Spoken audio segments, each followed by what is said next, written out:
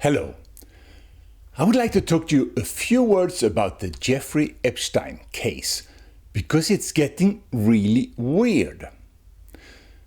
Think about it from the point of view of an intelligence officer. Not law enforcement now, but intelligence.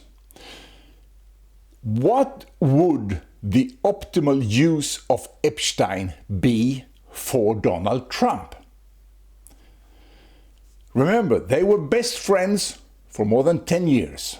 Epstein said so. Epstein also said, while Trump was president, that he had info on Trump that could destroy his chances of re-election.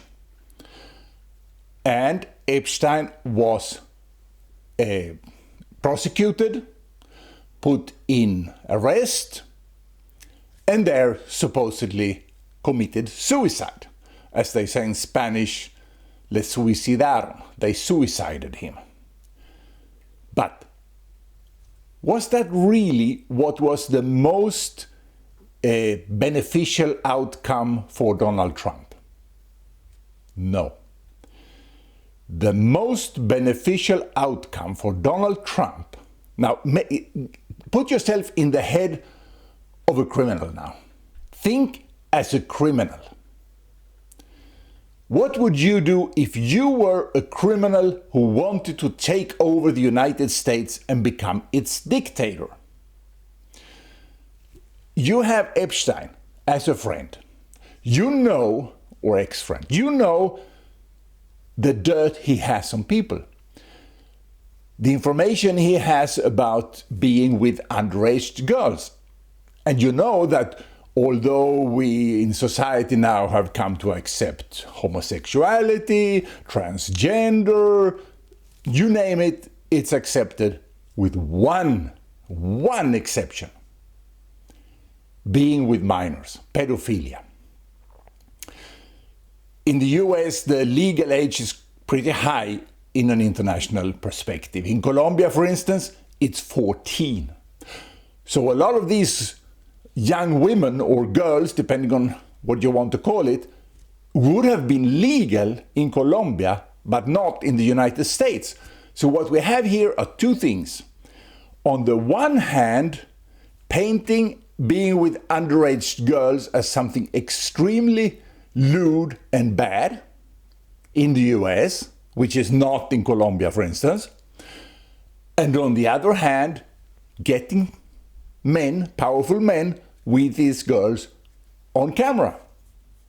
The same trick that's used by KGB in Russia, by the G2 in Cuba, Fidel Castro, and by Epstein. Also, there are allegations I found now when I started looking into this more, because this is not something that has been on my radar. I lived in Miami when Miami Herald broke the big story of Jeffrey Epstein. If it hadn't been for Miami Herald, this would never have been in the news, I think.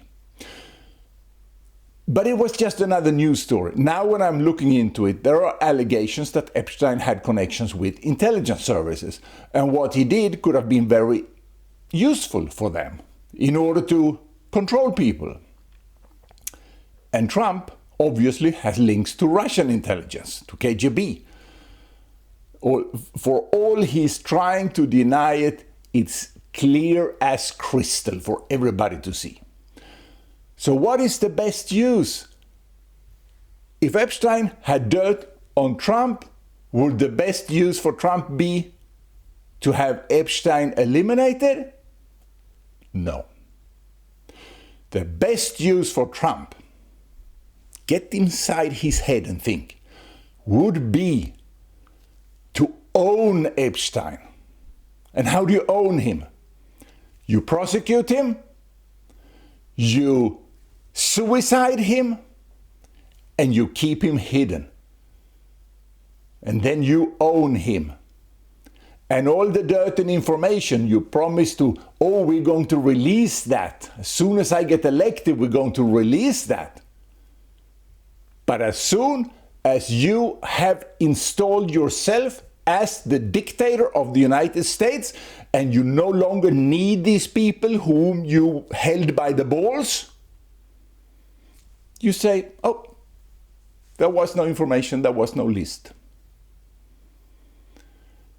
Everything that has happened matches the scenario I just painted. I don't have any proof for it. I'm presenting this from the point of view of an intelligence official. That is what you would suppose for him to do.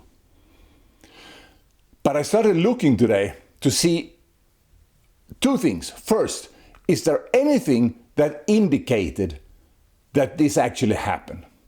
And the video they released has a couple of strange things in it. It has a minute missing, a minute and 2 seconds or something like that.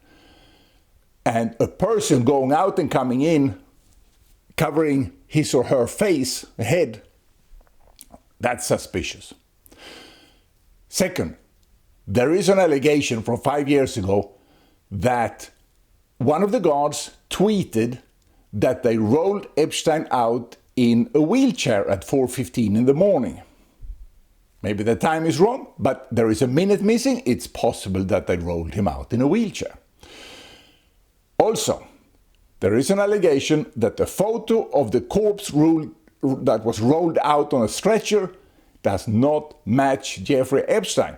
And the photo on the website did not charge for me today. They didn't come down. The server took too long to load, but I've seen them in other places on the internet. And it's clear as day that the ear does not match that of Epstein. I couldn't confirm whether that photo was of the man on the stretcher in that cell block, but the ear clearly does not match because Epstein's ear is like vertical. No, I mean tilted back, and that man's ear is like vertical, or was. He's dead. The other thing is, how do we know that it was Jeffrey Epstein who was subjected to the autopsy? I tried to find the autopsy report and I only found the summary. How do we know that it was him? Because if you are working with autopsy and you get a man from a prison and they say, this is cellmate so-and-so, what reason do you have to doubt that this person is the one they say it is? It's logical that they never checked it. He looks similar. You have to look at details like the cartilage in the nose and the ear to see that it was not him. The hair was identical. So maybe they killed someone else and they took Epstein out. It's possible. I haven't found anything that would deny that scenario. Nor have I found anything that would prove it. But on the other hand, we would expect never ever to find proof for this, because they sure as heck are going to cover it up. And if anybody is talking, he will disappear. So this will surely remain just an hypothesis. But an hypothesis that matches extremely well what has happened in the United States since 2019, and why so many powerful men have backed up Donald Trump in his obvious crime against the Constitution, crime against humanity, and, as I argued yesterday, genocide. So what's the solution? Well, to me the solution is those people who have something to tell, don't be afraid. Do the right thing. Just do the right thing and let the chips fall where they may. Don't be so afraid of social humiliation. That is the least of your problem if you have helped Donald Trump. Over and out. Please subscribe to my channel. I will be covering here prehistory because I have studied events in prehistory that I will start to publish. And I'm talking about much bigger events than this one. The eternal fight of good versus evil.